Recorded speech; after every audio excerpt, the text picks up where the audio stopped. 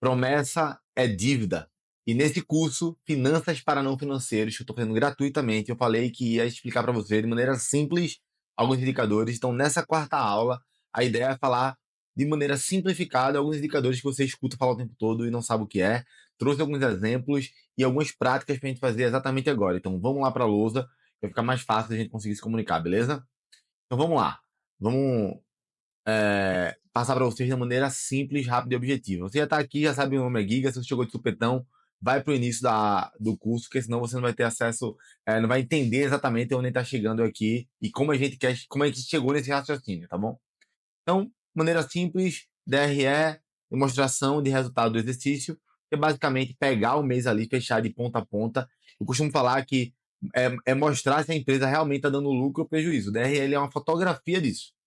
O DRL na fotografia, né? Eu diria talvez que o DRL ele conta mais uma história, muito mais para um filme do que uma fotografia. Acho que o balanço é uma fotografia. O balanço vai ser de fato lá uma fotografia. O DRL é muito mais um filme. Né? Ele vai contando a história, analisando ele mês a mês, ele vai contando a história. Né? É como se fosse realmente um boletim da empresa. Então, por quê? O boletim por si só tem um número lá, né? Seu boletim da faculdade, boletim do colégio, do seu filho. Tá lá, aquela nota ali, ela conta uma história. Não é do nada, ela conta uma história. Então, basicamente, é a receita, aí tiro lá o custo do produto, por exemplo, vai dar um lucro bruto, eu tiro as despesas operacionais e sobra um lucro líquido. O que é que vocês têm que entender? Que é como se fosse o seguinte, eu pego uma marmita, eu vendo ela R$ 20, eu vou gastar R$ 8 de ingrediente, eu gasto R$ 10 com a operação, o lucro vai ser de 2. Tem gente que, por não saber fazer essa conta, fala: Meu Deus do céu, tô vendendo marmita, tô vendendo cachorro-quente, tô vendendo brigadeiro, né? E tô botando um dinheirão no bolso. Tô falando isso que isso aconteceu na minha faculdade, por exemplo. Quando eu fazia engenharia na Poli, tinha uma menina que ela dizia: tô ganhando um dinheirão vendendo um brigadeiro. Né? Se para analisar, ela tipo, ia muitas vezes para casa para voltar, para tipo, vender mais produto. Quando ela parava para pensar o que ela comprava, o quanto era para fazer, a hora que ela ficava, até que hora ela ficava, para ir, para voltar, muitas vezes, para poder vender mais, para ficar até a noite e tal, a margem dela na venda daquilo era muito baixa. Porque muita gente fala assim: eu compro meus ingredientes. Esse é o modelo que as pessoas fazem, tá? Eu compro meus ingredientes, deu R$ 10 de ingredientes, eu consigo vender e transformar em R$ 50 em brigadeiro. Só que aí você só botou ingrediente. Você não botou o custo da operação. Quanto é que é o custo do gás, quanto é o custo do deslocamento, quanto é o custo da hora que você está lá. Tem vários custos que estão lá dentro. Obviamente, isso aqui é um trabalho informal. Não vai estar colocando ali imposto, algo do tipo.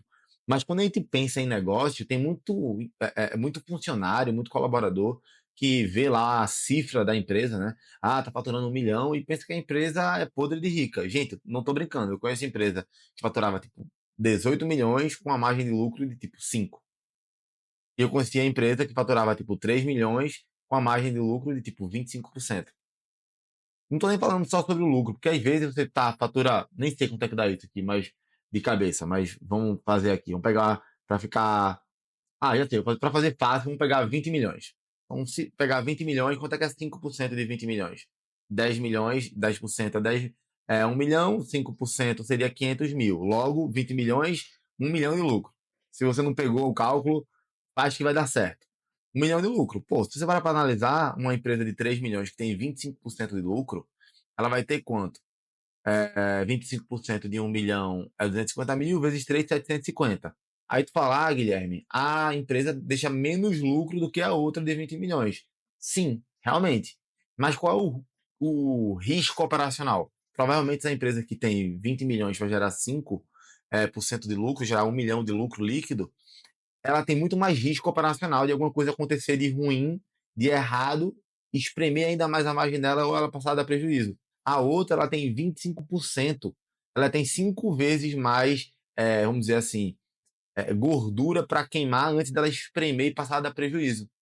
Então, olha como isso é interessante. Às vezes, a empresa está faturando muito, você pensa que os donos são ricos, pô, de rico, a empresa é rica e tal, mas você tem que ter foco no custo, não tem que ter a ideia de tipo, a firma é forte. Não, na verdade, talvez a tua promoção, talvez. E se você é dono também de negócio e tal, você tem que pensar isso com seus colaboradores. Às vezes a promoção deles, às vezes o crescimento deles, às vezes o crescimento da empresa não está vindo porque a empresa fatura muito bem, mas o lucro que sobe é muito pequeno. Então aquilo ali está espremido, está apertado. Então, o dono muitas vezes se paga bem, porque ele que está com accountability, né? Tem esse termo em inglês chamado accountability, que é com a responsabilidade. Se der merda, se der errado, se a empresa quebrar, é o dono que vai ter que arcar. Se algum contrato não der certo, é o dono que vai ter que aportar. Se alguma coisa der errado, é o dono que vai ter que fazer. Entendeu? Olha como isso é interessante. É o dono que vai ter que fazer. Então ele tem toda a accountability. Então ele se paga um salário bom, ele fala, cara, infelizmente eu não consigo pagar salários melhores, eu não consigo crescer, né, a turma na minha empresa. Por quê? Porque, meu irmão, a margem é apertada. Então tem que criar previsibilidade. E é por isso que esses projetos que ele está falando aqui é bom tanto para o empresário quanto para o colaborador. Obviamente, quando o empresário tem visão de ganha-ganha e quando o colaborador tem visão de ganha-ganha. Não posso ter essa visão de, firme é forte, é só isso, é só isso. É o de grão em grão que a galinha enche o papo, entendeu? Literalmente. A outra coisa é o fluxo de caixa. Trocando em miúdos, né, é o controle do dinheiro. É basicamente isso. É o controle do dinheiro no tempo certo, né?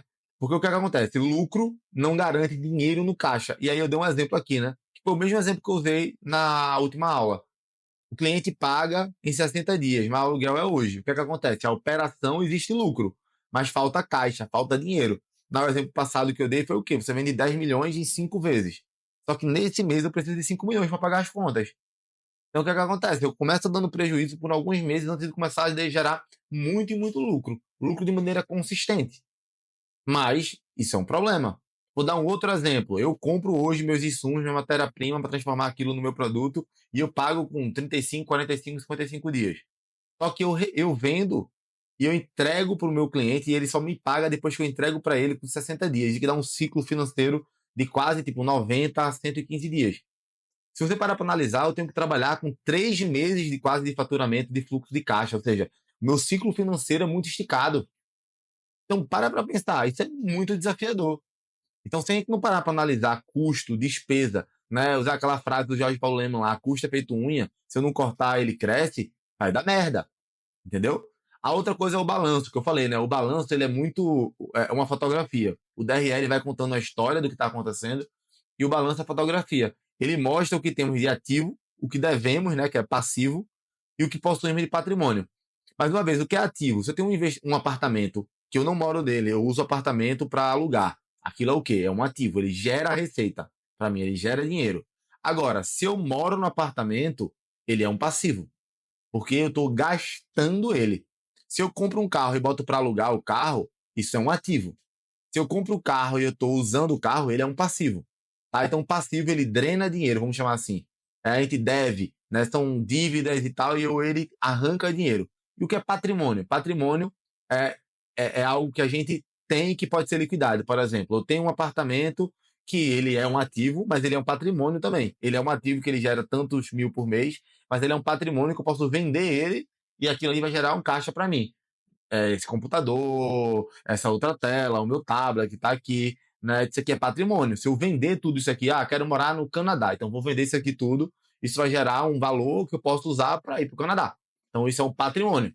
Então, basicamente, o resumo é ativo menos passivo igual a patrimônio líquido, né? Porque tem um patrimônio imobilizado e tal, mas aí não vale a pena, são os imobilizados, não vale a pena pensar nisso. Depreciação, por exemplo. Eu tenho um computador que vale 10 mil. Ele vale 10 mil hoje, quando eu comprei. Primeiro, quando ele saiu da caixa, já não vale mais 10 mil. E aí, com o tempo, ele vai perdendo o valor de mercado. Isso é a depreciação. Entendeu? Mas isso aqui já dá para você entender que muitas vezes, por exemplo, quando alguém fala na Bolsa de Valores, bem por cima, essa ação está sendo negociada abaixo do valor patrimonial dela. O que é que quer dizer isso? Somando tudo que ela tem de patrimônio, se ela for vendida, ela tem mais dinheiro. Se ela vender todo o patrimônio dela, ela vai ter mais dinheiro do que ela tem de endividamento, ou do que ela está valendo hoje. Entendeu? Então, por exemplo, você tá negociando a 0,8 do valor patrimonial. O que quer dizer isso? A cada 80, eu estou comprando R$ 1 por 80 centavos. 0,8 é isso, estou comprando R$ 1 dela, ela vale R$ 1. Se ela vender tudo que ela tem de patrimônio, ela vai valer R$ 1 e eu estou comprando por 80 centavos. Acontece isso? Acontece. Por exemplo, vou dar um exemplo real. Quando aconteceu a tragédia lá de Brumadinho, por exemplo, aquilo ali poderia ter quebrado a empresa? Poderia, mas ela não é estatal também, então será que o governo ia deixar ela quebrar? Mas vamos lá, teve aquilo que aconteceu. Talvez o exemplo seja um exemplo infeliz, mas vamos lá, vou seguir.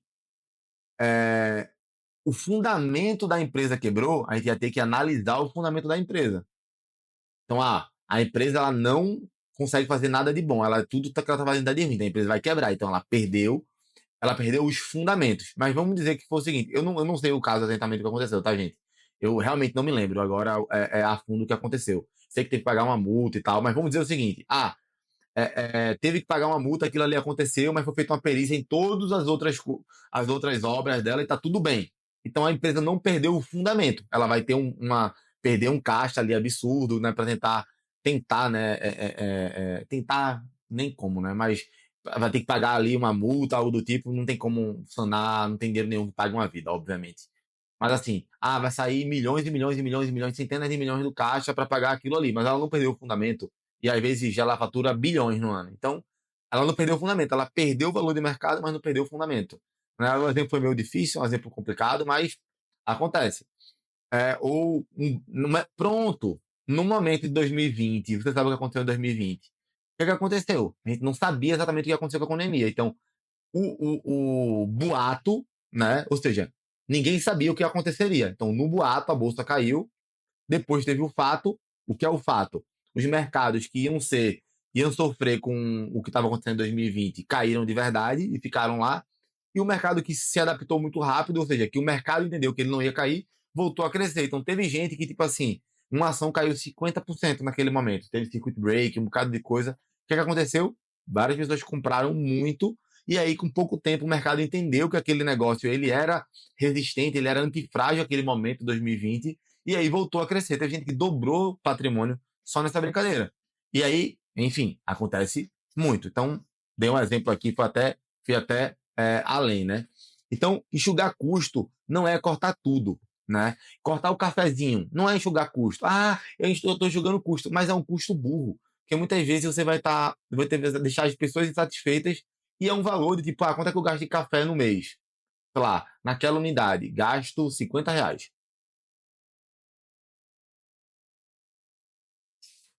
Cara, R$ 50 não é nada. Muitas vezes comparado com o faturamento daquele lugar, com os custos daquele lugar. Entendeu? Então, a gente tem que entender o seguinte: a gente quer custo, só que a gente quer um custo bom, que gera resultado. Porque é o seguinte, cara, 1 milhão é caro ou barato? Depende. Se trouxer 10 milhões, é barato. Né? Agora, se trouxer 1 milhão, tá caro. Tô trocando elas por elas, já tô perdendo tempo. Trouxer meio milhão é muito caro. Tá dando prejuízo. Então, o custo ruim é desperdício, mas custo é bom. Custo de venda. Estou investindo em marketing, traz mais venda. Estou investindo em gente boa, traz mais resultado, que vai gerar mais resultado operacional. Então, assim, custo é bom. Eu quero custo, mas eu quero custo que gera retorno. Porque o custo que não gera retorno é desperdício. E aí tem um exercíciozinho para gente fazer. Você pode até pausar aqui agora para fazer isso. Lista os 3 maiores gastos da sua área. O que é que a minha área gasta? E sim, você pode colocar gasta com retrabalho. Gasto muito tempo com retrabalho. Você pode colocar isso, mas lista os 3 principais. Quais são os que geram mais retorno? Quais que, se você resolver, vai gerar mais retorno financeiro, de tempo e de qualidade de vida no trabalho? Dinheiro, tempo, qualidade no trabalho. O faturamento também pode colocar. O lucro também pode colocar automaticamente. Coloca, escreve. Depois, quais podem ser eliminados ou negociados? Por exemplo, eu compro com. Vou já anotar aqui, escrever agora. Eu compro com 35, eu pago com 35, 45 e 55. Tá, compro dessa maneira. Vamos fazer o seguinte, então vamos fazer diferente. Vamos colocar então que eu pagar com 35, 45, 55, 65, 75 e 85, porque gera um espaçamento para mim. Pode ser? Pode. Então, vamos lá, vamos para lá. Beleza, ok, foi. Matou. Entendeu? Então, o que é que eu posso negociar? Faz essa lista. Faz essa lista. Quais podem ser limitados, quais podem ser negociados. Faz essa lista. Se você, né, precisasse aumentar 10% do resultado, sem aumentar os custos, o que é que você faria? Essa é uma pergunta de ouro que todo empresário deve fazer. Todo gestor deve fazer. Toda pessoa que quer ser líder ou quer ser especialista, quer crescer na sua vida, na carreira, tem que fazer. Se eu pudesse hoje, na verdade, eu coloquei 10%, mas eu queria falar aqui, olho no olho, pessoalmente para você, é o seguinte: o que é que você tem que pensar sempre, pelo menos uma vez no ano? O que é que eu poderia fazer para dobrar meu resultado? Essa é a pergunta de ouro. E aí, automaticamente, vai vir um bocado de crença na sua cabeça, tá? Que é, Cara, ou eu dobro o meu resultado financeiro, ou eu passo tempo com a minha família. Ou eu dobro o meu resultado financeiro, ou eu aprendo inglês. Ou eu dobro o meu resultado financeiro, ou eu coloco shape. E aí o Tim Havecker, no livro O Segredo da Mente Milionária, ele fala o seguinte, que eu tenho que pensar, ou nunca, sempre e. Como é que eu posso fazer para dobrar meus resultados e continuar treinando? Como é que eu posso fazer para crescer meus números e ainda ter tempo de qualidade com a minha família? Como é que eu posso fazer para aumentar meus resultados, aumentar minha produtividade e ainda conseguir estudar inglês? O I, né, no caso aqui, o E ali, o E, ele é de conexão. Ele vai conectar. O ou é tipo ou uma coisa ou outra. É um pensamento escasso. Então a gente tem que pensar no E. Eu não quero um ou outro, eu quero os dois, pô. Eu quero crescer e estudar inglês. Eu quero crescer e quero meter o shape. Eu quero crescer e quero ter um casamento. Eu quero crescer e quero ter uma vida próspera. Eu quero crescer e quero ter minha conexão com o que eu acredito. Eu quero eu quero somar. Como é que eu posso? Cara, se teve alguém que conseguiu, por que eu não consigo? Né? Acho que é importante ter esse tipo de pensamento. Tá? Quinto passo, mapeamento de resultados pessoais. É muito importante cada colaborador responder isso. Se você é dono do negócio, se você é um gestor, ou se você é colaborador, você tem que fazer. Se você é funcionário, você tem que fazer com você. Agora, você é gestor, você é dono do negócio, você tem que fazer isso com seus colaboradores. Você vai chegar lá e vai dizer assim, ó, qual é o custo, né, que você influencia? Qual é o custo? Quais linhas do DRE, demonstrativo de resultado do exercício? Quais são as linhas que você interfere? Tem o de pessoal, tem um homem-hora, tem um homem por faturamento. Quais são os custos? Quais são as linhas onde é que você influencia de fato? Ah, que você é da manutenção é de uma coisa, se você é do departamento de inteligência estratégica é outro, se você é de vendas é outro, todos os setores têm coisa. E aí? Qual é? O que é que você, de fato, influencia? Isso é a primeira coisa. Como o meu trabalho afeta o resultado?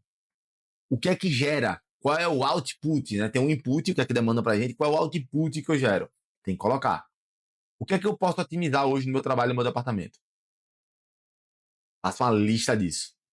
Tá? Podem botar aqui no comentário, podem botar aqui no comentário no YouTube, em tudo que eu vou lá e pego e vou juntar e vou fazer um vídeo só respondendo vocês sobre isso. E aí eu vou botando aqui no apêndice, vamos dizer, desse curso gratuito, tá? E aí, a última coisa é, toda decisão que você toma, né, gasta ou economiza dinheiro. Toda ação gera ou mata resultado.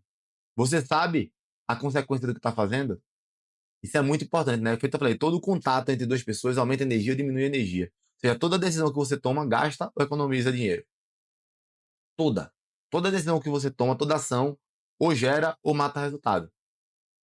Então, a pessoa fala, tem muita fofoca no teu time. Além de fofoca ser uma merda, ser ruim, todo o tempo que é usado em fofoca é desperdício, porque ninguém é pago para fofocar.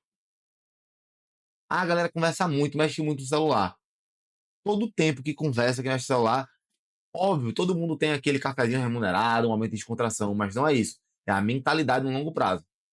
Né? Tem um senhor, um cabeça branca, que ele falou para mim, Guilherme, quando a carroça é de açúcar, até o casco do burro é doce. Ele não falou casco não, falou outra coisa, né? Mas quer dizer, quando tá indo tudo bem, tá tudo bem. Mas quando tá indo mal, os vícios, por exemplo, quando tá todo mundo batendo meta, crescendo, crescendo, crescendo, mexendo no celular não é um problema. Mas e depois parar de mexer no celular quando tá dando mal? Porque a vida é uma senoide, e as empresas também, infelizmente. Então, quando tá pegado, o hábito, ele prevalece, tá? Então, espero que tenha ficado claro, ter alguns exercícios para vocês, né? Comentem aqui embaixo e até o próximo vídeo.